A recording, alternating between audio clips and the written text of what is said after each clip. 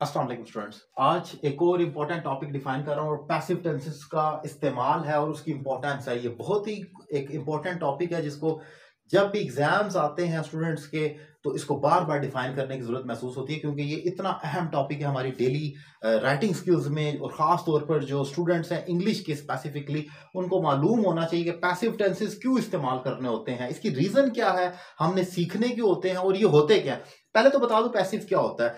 जब काम करने वाला मौजूद ना हो तो उसको पैसिव। गुफ्तगू के दो ही अंदाज होते हैं। एक तो मैं ये कह लूं कि मैं पानी पी रहा हूं तो आपको बात मेरी समझ आ जाएगी, मैं पी रहा हूं। कौन पी रहा है? मैं पी रहा हूं। और दूसरी गुफ्तगू का अंदाज ये हो सकता है कि मैं कह दूं पानी पिया जा रहा है, मुझे निकाल दें, तो ये पैसिव हो जाएगा।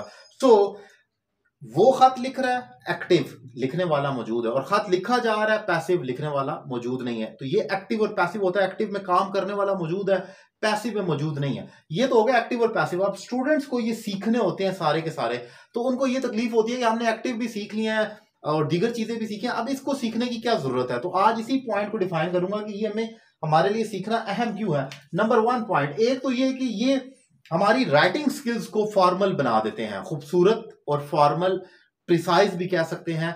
प्रेसी जिस तरह होती है, इसको शॉर्ट कर देता है, स्पेसिफिकली इसको छोटा कर देता है। फॉर्मल किस तरीके से बना देता है? आप मिसाल के तौर पर अगर आप ये बात, जैसे मैंने कहा कि मैं पानी पी रहा हूं, एक फिक्रा है, और एक है कि पानी पिया जा रहा है, तो कौन सा ज्यादा खूबसूरत और फॉर्मल लग रहा है? ऑब्वियसली पानी पिया जा रहा है, ये ज्यादा फॉर्मल है। आप इसको ज्यादा सॉफ्ट और फॉर्मल समझेंगे तो ये आपका पैसिव टेंस गिना जाएगा। इसी तरह मैं टीवी देख रहा हूं, ये एक्टिव है, और टीवी देखा जा रहा है, ये पैसिव है। आप गौर करें, टीवी देखा जा रहा है, इसमें देखने वाला मौजूद नहीं हो, तो ये ज्यादा खूबसूरत फिक्रा बन गया। तो जितने भी आपकी फॉर्मल राइटिंग है सारी की सारी पैसिव के अंदर होती है। सेकेंडली, बाज दफा हमें सब्जेक्ट ऐसा नहीं कि हम मेंशन नहीं कर रहे, बल्कि हमें एग्जैक्टली मालूम ही नहीं होता।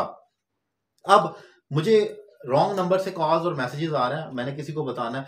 एक तरीका तो ये कि मैं कहूं कोई मुझे तंग कर रहा है, someone is like, but obviously the matter of fact is that कि मुझे तो मालूम नहीं है कि वो समवन कौन है, तो मैं कहूं मुझे तंग किया जा रहा है, तो सब्जेक्ट मौजूद ही नहीं होता। हम बाज दफा गुफ्तगू के उस पॉइंट पर आ जाते हैं बयान करने के जहां हमें मालूम ही नहीं होता कि हमने नाम किसका लेना है, तो हम फंस जाते हैं। वहां आपके पास फिर चॉइस नहीं बचती, फिर आपको पैसिव इस्तेमाल करना ही करना होता है, क्योंकि आपके पास then you are left with no other option except to use only the passive tenses. आपको पैसिव इस्तेमाल करना होता है। So second point is that कि जब सब्जेक्ट मेंशन ना हो, मालूम ना हो, और सेकंडली एक पॉइंट और भी हो सकता है, बाज दफा हम सब्जेक्ट खुद जानबूझकर मेंशन नहीं करना चाहते, उसको सोफिस्टिकेटेड बनाने के लिए, फॉर्मल बनाने के लिए।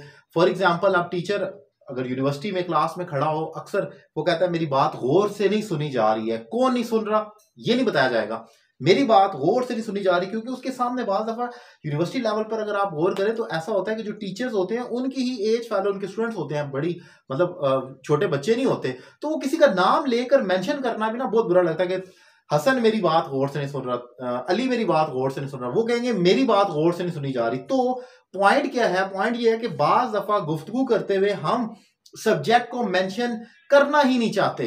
हम पैसिव नहीं बनाना चाह रहे, लेकिन हम करना ही नहीं चाहते, तो वहां पर भी पैसिव इस्तेमाल करना होगा। इंपॉर्टेंट पॉइंट है कि ये आपको मालूम होना चाहिए। फिर business writing, drafting, communication, email letters, ये सारी की सारी आपकी पैसिव टेंसेस में होती है। और क्यों ना हो उसकी रीजन मैं पहले ही बता चुका हूं, क्योंकि फॉर्मल राइटिंग सारी पैसिव में ही होती है, तो आपने फॉर्मली तो लिखना होता है बिजनेस राइटिंग में, तो ये आपको सीखनी पड़ती है।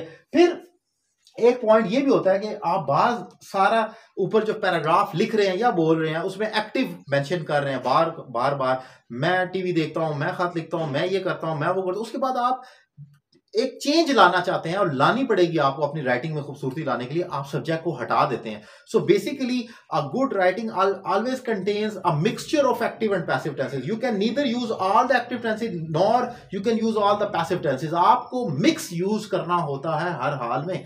अगर आप उसको एक ही पॉइंट पर लेकर, यानी कि एक्टिव टेंसेस के अंदर सारा लिख रहे हैं, तो एकदम पता चल जाता है इस बंदे का क्या लेवल है। और अगर सिर्फ पैसिव लिख रहे हैं तो ऑब्वियसली वो भी कोई बहुत ज्यादा अच्छा इंप्रेशन नहीं देता, आपको थोड़ा सा मिक्स करना होता है। लेकिन ज्यादा यानी कि 80% आपने या 75% कोशिश यही करनी होती है कि आप पैसिव टेंसेस के अंदर रहे, क्योंकि वो ज्यादा अच्छा इंप्रेशन देता है। उम्मीद करता हूं टॉपिक आपको पसंद आया होगा। अपनी राय का इजहार कमेंट बॉक्स में लाजमी करें। Thank you very much.